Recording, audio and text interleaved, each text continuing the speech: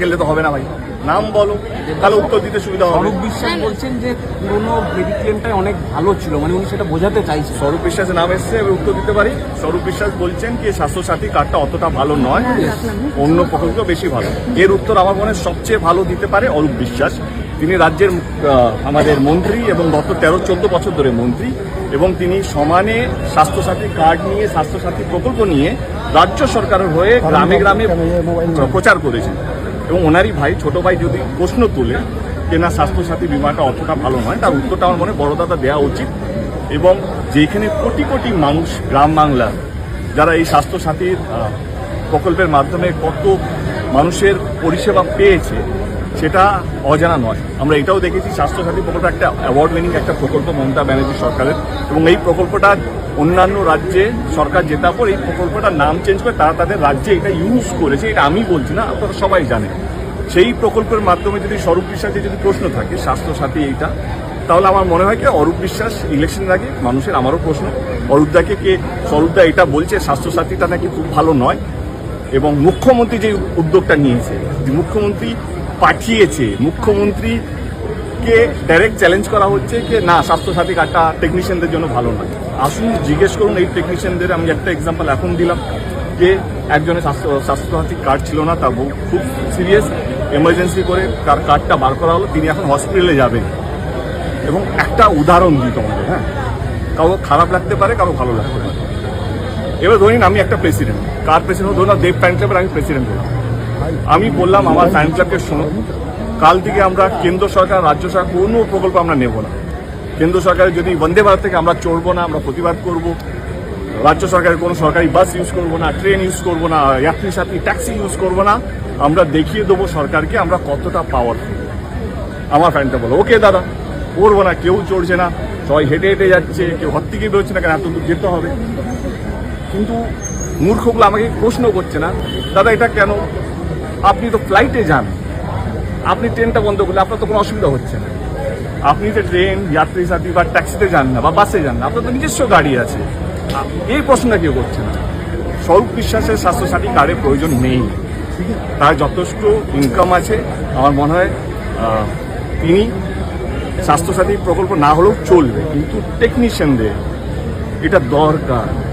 এবং সাপোর্টার হওয়া ভালো, অন্ধ সাপোর্টার হওয়া বাজে, ব্যাড এক্সাম্পল। ভক্ত হওয়া ভালো, অন্ধ ভক্ত হওয়া খারাপ। আমি আমার জন্য, আমার ঢাক পেটানোর জন্য আসিনি। আমি এসছি, আমার কাছে অনেক টেকনিশিয়ান এসছিল, তারা বলেছিল তাদেরকে এই সরকারি বিমাটা লাস্ট ইয়ার ক্যান্সেল হয়ে গেছে, তাদের কাছে এখন কোনো বিমা নেই।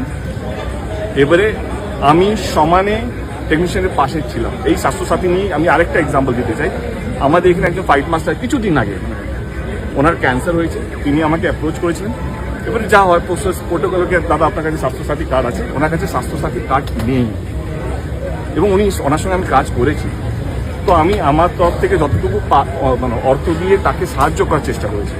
এবার ওনার কাছে যদি স্বাস্থ্যসাথী কার্ড থাকতো তাহলে এই পরিষেবাটা তো তিনি পেতেন যে কোনো একটা হসপিটালে গিয়ে। এটা বুঝতে হবে আমাদেরকে। এটা স্বরূপদা বা দেবকে আমরা যে লড়ছি এটা না, আমরা লড়ছি টেকনিশিয়ানদেরকে কীভাবে সুস্থ রাখবো, একটা সুস্থ পরিবেশ তৈরি করব। আর আমার লড়াইটা এটাই যে মানুষ যেন ভালো থাকে, আমার টেকনিশিয়ান যেন ভালো থাকে। আর তোমার প্রশ্ন ছিল কি 7.2%, তাহলে যে 7.2% দেবে সে তো নিজেই বিমা করতে পারে। 7.5% দিয়ে দিলে দেবে সে তো নিজের টাকায় বিমা করতে পারে। 1000 টাকা করে দিলে প্রত্যেক মাসে 2-3 লাখ টাকা বিমা এমনি হয়ে যাবে।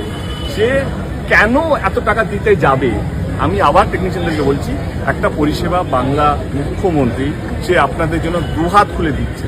যেই টেকনিশিয়ান স্টুডিওতে আছে, যেই টেকনিশিয়ান স্টুডিও যে একটা সময় এখানে ময়লা পড়ে থাকতো, কোনো টেকনিক্যাল বিক্রি হয়ে যাচ্ছিল, সে কোটি কোটি টাকা দিয়ে টেকনিশিয়ান স্টুডিও বানিয়েছে। কাদের জন্য বানিয়েছে? যেন টেকনিশিয়ানরা সুস্থভাবে কাজ করতে পারে, টেকনিশিয়ানরা যেন মানে ভালো থাকতে পারে।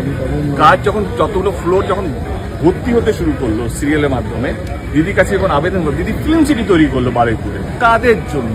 টেকনিশিয়ানদের জন্য। এবং টেকনিশিয়ানদের কাজ যেন পারে। আজকে সেই মুখ্যমন্ত্রীর উদ্যোগে আজকে একটা ক্যাম্প হচ্ছে, হেলথ ক্যাম্প হচ্ছে, সেইটা বিরোধিতা কেন?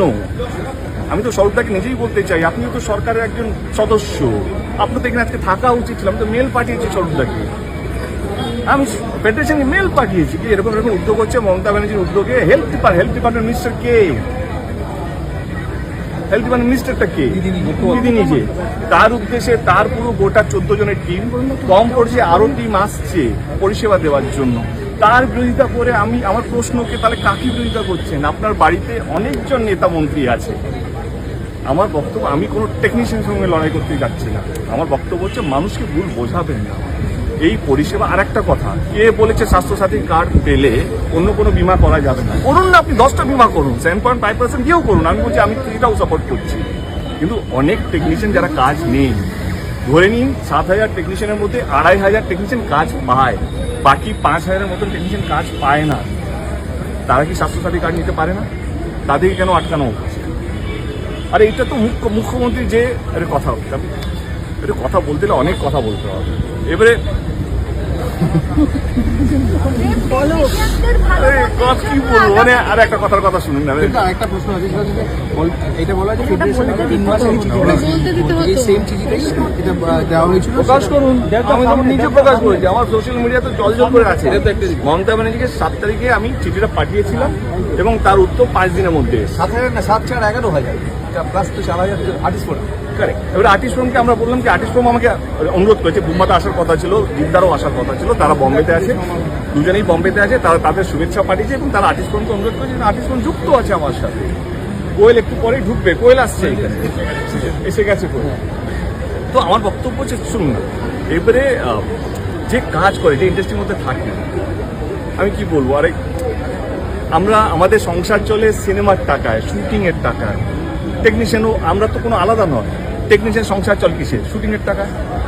তাদের রান্না কিসে হয়? শুটিংয়ের টাকায়। তাদের বাচ্চাদের স্কুলের ফিস কিসে হয়? শুটিংয়ের টাকায়। তাদের ভালো লাগা খারাপ লাগা সব তো শুটিংয়ের টাকায়। তাদের উৎসব, তাদের ছেলে মেয়েদের বিয়ে কোথা থেকে? সব তো শুটিংয়ের। আমাদের তো অন্য কোনো ইনকাম নেই। আমাদের ভিডিও ভালো লাগলে লাইক এবং শেয়ার করুন।